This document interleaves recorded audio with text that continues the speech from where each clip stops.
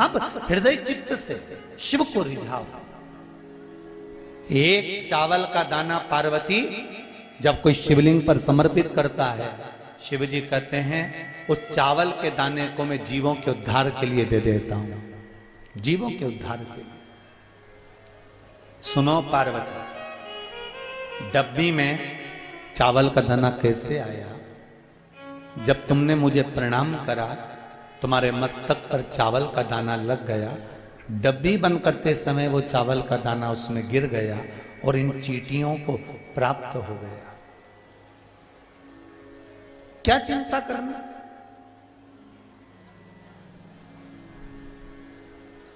एक लाइन आती है बड़ी सुंदर, अजगर करे ना चाकरी, पंछी करे ना काज, और दास मलू का कह गए सबके दाता।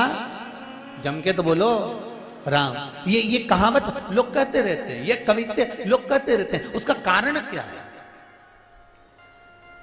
जिसको दास मलूक कहा गया वो केवल दास नहीं था, वो उसका नाम मलूक था। दो मित्र थे, एक मलूक और एक उसका मित्र। जो मित्र था वो मंदिर जाया करता था, भगवान का भजन करने जाता था, भगवान की पूजन करने जाता था, शिव मंदिर में रोज जल चढ़ाने जाता था, शंकर की आराधना करने जाता था, भगवान राम के मंदिर पहुंच जाता था। कई गांव में, हमारे भी गांव में, यहाँ देपालपुर में भी कई ऐसे होंगे, बेटमा में भी ऐसे होंगे, कई गांवों में लोग ऐसे होते हैं, हमारे सीहोर में भी कई लोग ऐसे हैं जिनका काम है रोज 5-10 मंदिर के अगर दर्शन निकल ले तब तक उनका पेट नहीं भरा। तो अपने गांव में भी ऐसा होगा, 2-4 मंदिर तो जाता ही होगा। पर गुरु महाराज ने तो सारा झंझट ही मिटाई दिया, एक ही जगह पे सारा देवताओं के लाके धर दिया कि तुम्हें कहीं जाने की जरूरत नहीं है, एक ही जगह पर प्रणाम कर लो। 24 अवतार मंदिर में, यहाँ 11 रुद्र मंदिर में, जहां एक ही जगह पर। गुरु महाराज ने तुम्हारी अच्छी सोची कि कहीं नहीं भटकना अपना। मलुक का एक मित्र मंदिर जाता था तो मलुक उसको रोकता था, क्यों मंदिर जाता है? काम करा कर, कर्म करा कर, काम नहीं करेगा तो क्या भगवान खाने को दे देगा? ऐसे ज्ञान देने वाले ढेर सारे पड़े हैं साहब, ढेर सारे। रोज मिलेंगे तुमको क्या होता है पशुपति व्रत करने से। क्यों सीहोर वाला महाराज के चक्कर में पड़ी हो? वो तो पगला है, उमें तो अक्ल ही नहीं है, उके कई कथा वाचना है।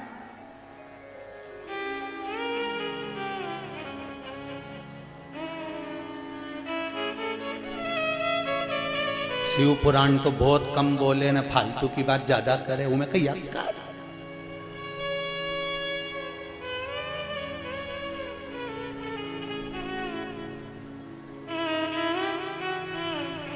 वह फालतू की बात के चक्कर में गीता प्रेस गोरखपुर से सारी पुराणों तो जाए कि नहीं जाए, पर शिव पुराण इतनी बिक रही है कि गीता प्रेस गोरखपुर वाले भी कह रहे हैं कि क्या शिव पुराण जा रही है फालतू की बात के चक्कर में। एक बार बीच में बोल दिया था कि काली मिर्ची शंकर जी को चढ़ा, वो काली मिर्ची के चक्कर में इतनी गीता प्रेस गोरखपुर की शिव पुराण उठी, इतनी उठी कि लोगों ने पढ़ के उसमें लगे रहे कि काली मिर्ची लिखी का, काली मिर्ची लिखी का, काली मिर्ची लिखी का, ढूंढते रहे। अरे जो बोल रहे हैं वो ढूंढो तो इसी शिव पुराण में मिलेगी। और ये कोई शिव पुराण दूसरी नहीं है, ये गीता प्रेस गोरखपुर की यही शिव पुराण जो बाँच रहे हैं वो आपके पास होना चाहिए। उसका अध्ययन करो, निकालो तुम भी बैठ।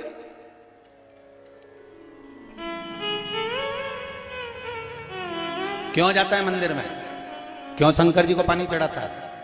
कई लोग अकल देंगे तुमको। क्या होता है शंकर जी पे दूध चढ़ाने से? क्या होगा 1 लोटा पानी चढ़ाने से? क्या होगा? तो जो ऐसी अक्ल देनी उके बिठाओ, अंदर से 1 बाल्टी पानी लाओ। समझ गए क्या? तुम देपालपुर वाले समझदार तो गढ़ा हो रहे हैं, बहुत जोरदार समझो। इस मामला में तो तुम चतुर हो, बस कहीं नहीं करना है। उसको बिठा के बाल्टी सिर पे लेके उसकी 1 फेरी लगाना और बाल्टी को उल्टा फेंक देना। मतलब ये मर चुका है, क्योंकि पानी की परिक्रमा आखिरी में ही होती है घाट पे। समझ लो, निपट गया।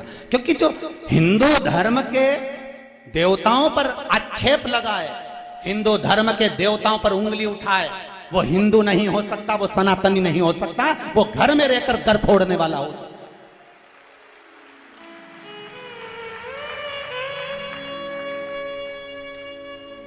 एक फिल्म बनी है द कश्मीर फाइल, पूरी फिल्म को अच्छे से देख लेना। दूसरों से नुकसान नहीं हुआ, ये फिल्म बता रही है कश्मीर की कि हमारे अपनों ने ही हमें डुबो दिया। ये कश्मीर फिल्म बता रही है। दूसरों की सामर्थ्यता नहीं हो सकती तुम पर उंगली उठाने की। कोई हमारा ही अपना घर फोड़ने वाला होगा जो मिल जाता है और पूरे घर में आग लगवा देता है। ऐसे बहुत मिलेंगे। शंकर जी पे दूध चढ़ाने से क्या होता है? शंकर जी पे पानी चढ़ाने से क्या होता है? काली मिर्ची क्यों चढ़ाना चाहिए? अपने को टांग खींचने के लिए आएंगे। इन्हीं को पहचानना, इन भेरुओं को, इन्हीं भेरुओं को पहचानना और फिर इन पे जोरदार सिंदूर मंगवा के चोला चढ़ाना है। दूसरी जगह नहीं, इनको पहचान। अरे हिंदू है तो हिंदुओं की शान मत जाने दे, राम लल्ला पे तू आंच मत। क्यों बिगड़े भाई? सनातनी धर्म में रह रहे हो, सनातन धर्म का पानी पी रहे हो, क्यों भटकना? क्यों भटकते हो? क्या होगा पानी चढ़ाने से? वो तो मलुक कर रहे हैं। मलुक दास बाद में बने। पहले अपने मित्र से कहते हैं शंकर जी के मंदिर क्यों जाता है, राम मंदिर क्यों जाता है, शिव मंदिर क्यों जाता है, भगवान के मंदिर क्यों जाता है? इतने में मित्र ने कहा मैं तो मंदिर जाऊंगा। अरे काम करो, मंदिर जाने से कुछ नहीं होगा, पानी चढ़ाने से कुछ नहीं होगा। तो मलुक कह रहे थे और मित्र कहता है मैं काम भी करता हूं। मैं ये नहीं कहता कि मैं काम नहीं करता, कर्म प्रधान है। काम करो, दिल से करो, पढ़ाई करो, दिल से करो, सत्कर्म करो, दिल से करो, पर उस पर विश्वास कर कर करना। मलुक ने कहा काम नहीं करेगा तो क्या तेरा भगवान खाने को दे देगा? मित्र ने कह दिया दे देगा। मलुक ने कहा मैं जंगल में जाके बैठ जाऊं तो तेरा भगवान दे देगा खाने के लिए? बिल्कुल दे देगा, जा बैठ। अब ऐसा अड़ी का कहीं का मिल जाए नहीं तो बैठ जा बैठ। और गया मलुक। और अगर भगवान नहीं मिला तो क्या नहीं मिला तो मैं मंदिर जाना छोड़ दूंगा, और मिल गया तो मैं मंदिर जाना चालू कर दूंगा। जा। रोटी खिलाएगा भगवान? बिल्कुल खिलाएगा। कुछ नहीं करना पड़ेगा, बिल्कुल मत कर, तू तो बैठ। मलुक गया जंगल में एक पेड़ के नीचे बैठ गया। उसको लगा कि पेड़ के नीचे तो कोई आके भिखारी को दान दे जाएगा तो खाना पड़ेगा। एक काम करता हूं, पेड़ के ऊपर चढ़ के बैठ जाता हूं। मलुक पेड़ के ऊपर चढ़ गया और मलुक पेड़ के ऊपर चढ़ के बैठा। इतने में एक किसान 4 रोटी, थोड़ा सा अचार, कांदा बांध के लाया था। रोटी उसने सोचा गाय को यहीं चराना है, रोटी कोई जानवर खा जाएगा, इसलिए उसने पेड़ पे टांग दी।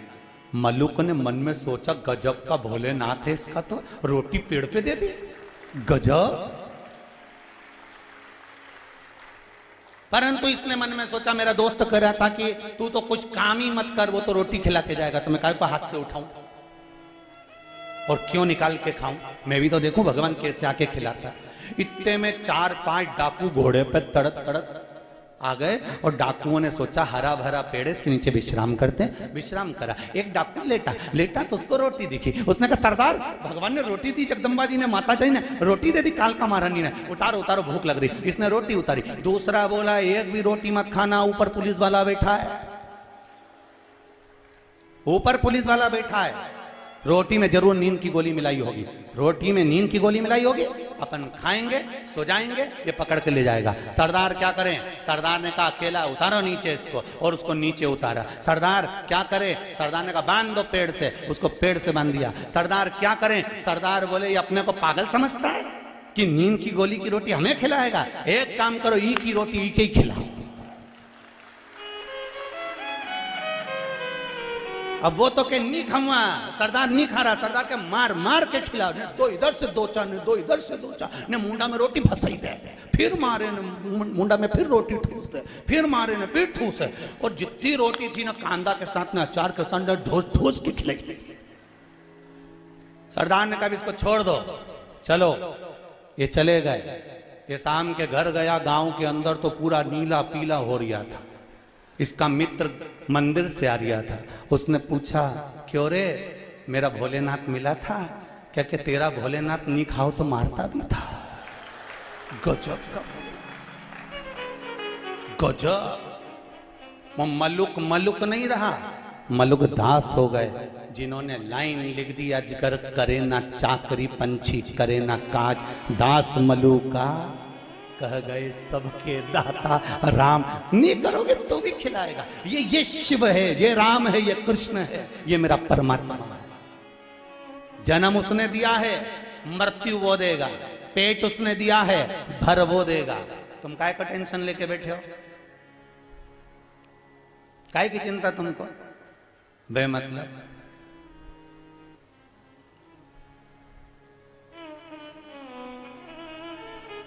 मारा नाना खोई गया, मारा छोरा खोई गया, मारी नानी नहीं दिख रही, मारी नानी ना जाने कहां चले गए, मारी छोरी नहीं दिख रही। अरे इसको देखने आई थी कि नाना नानी देखने आई थी? लाई काय पहन के तोक के, एक के नाना के इनंग से लिए, नानी के इनंग से लिए। अब दोनों 5 मिनट कथा नहीं सुनने दे, नानी दादी दे, दादी दे। इतना बड़ा बैग लाई थी बेचारी, टॉफी भर के लाई, बिस्कुट भर के लाई, पानी की बोतल लाई। कथा तो चालू नहीं उतने पहले ये दोनों छोरा छोरी सब निपटे ही गया सा। अब क्या, दादी दादी दादी के छोड़ बैठा। और दादी भी इंतजार करे जैसे महाराज भजन गाना चालू करें, मन शिव रख मन शिव रखो रे, छोड़ दो कपट मन। अब बेचारी कई करे और लिया, मारी नानी नहीं दिख रही, ना नाना नहीं दिख रही, ना छोरी नहीं दिखे, ना छोरा नहीं दिखे। जिसको देखनी है वो तो दिखे।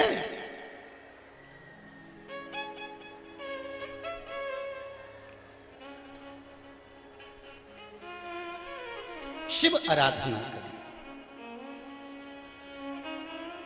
जब कई लोग कहते हैं गुरुजी बेटी की विदाई में सबसे ज्यादा मां रोती है, पर शिव महापुराण की कथा कहती है कि बेटी की विदाई में सबसे ज्यादा पिता रोता है। कौन रोता है? पिता।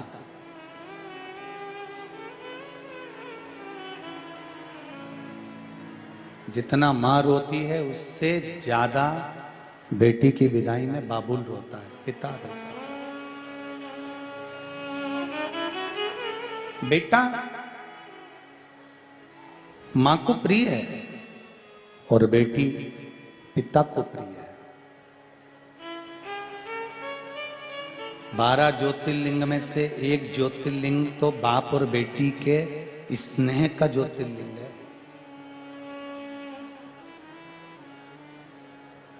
कौन सा ज्योतिर्लिंग है जो बाप और बेटी के अटूट प्रेम को दर्शाता है?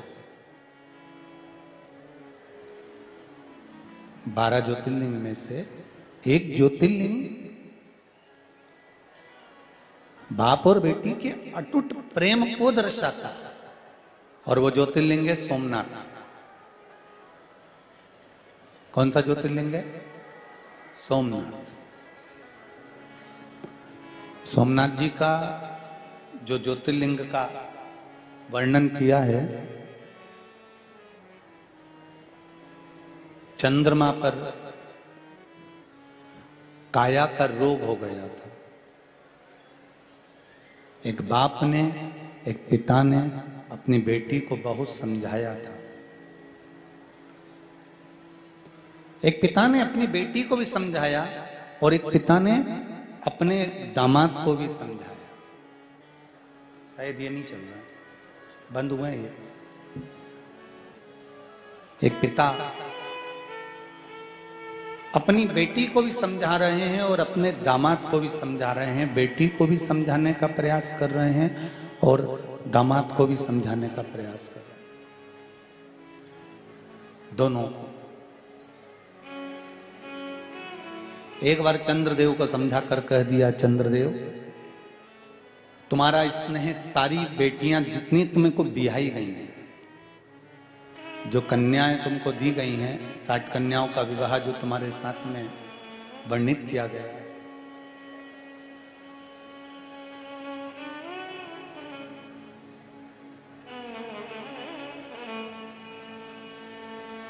60 बेटियों का जो जन्म दक्ष प्रजापति के यहां हुआ था, उसमें से कुछ बेटियां जो चंद्रदेव को दी गई थी।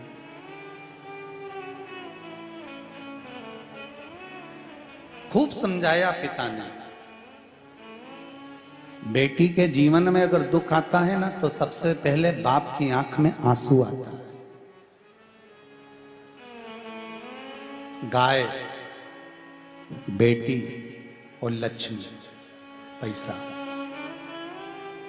50 जगह पर जब देओ तो 50 बार विचार करना कि देना चाहिए कि नहीं देना चाहिए, किसको दे रहे हो वो भी सोचो।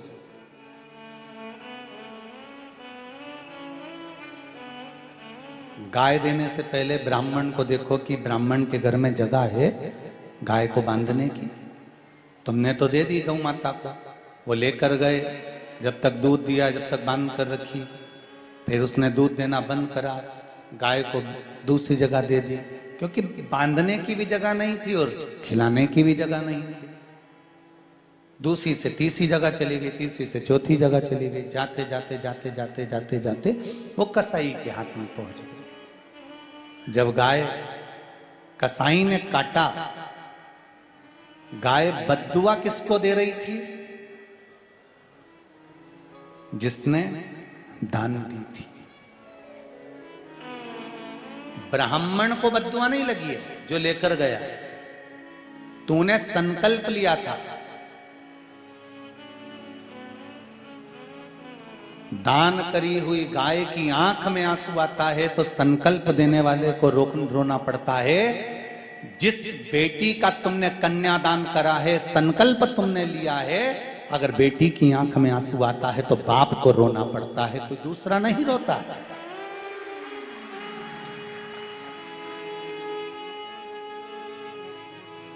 कोई दूसरा नहीं रोएगा।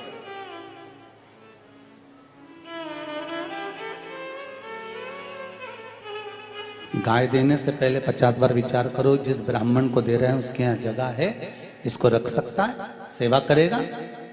बेटी देने से पहले 50 बार विचार करो, जिस दामाद के साथ में, जिस लड़के के साथ में बेटी का विवाह कर रहे हो, ये सम्मान करेगा, आदर करेगा, सत्कार करेगा, अच्छे से रखेगा, तो बेटी बिहाई है।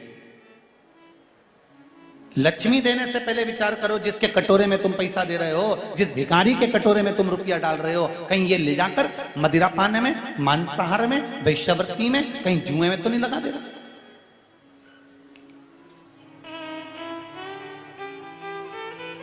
गाय, बेटी और लक्ष्मी 50 बार विचार कर देना चाहिए। ऐसे ही मत दे देना किसी को।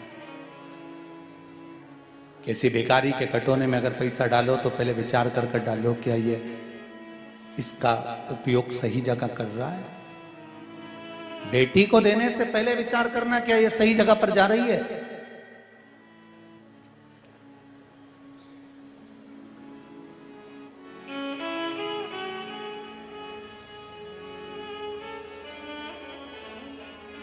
मां बेटी को बाहर पढ़ने भेजने के मन में नहीं रहती कभी भी। कौन? जम के बोलो जरा। मां। मां कभी बेटी को बाहर पढ़ने के लिए भेजना नहीं चाहती, पर बेटी को अच्छा पढ़ता हुआ देखकर एक बाप ऐसा होता है जो अपनी पत्नी को समझाता है कि इसको मैं चाहता हूं इंदौर पढ़ने भेज दूं, इसको मैं रतलाम पढ़ने भेज दूं, इसको मैं पूना पढ़ने भेज दूं, इसको मैं मुंबई भेज दूं, इसको मैं विदेश भेज दूं। केवल एक पिता होता है जो बेटी को पढ़ने के लिए दूसरे नगर में, दूसरे गांव में, दूसरे शहर में भेजता है। सारे घर के लोग एक पिता को समझाते हैं, क्या कर रहे हो, अपनी युवान बेटी को तुम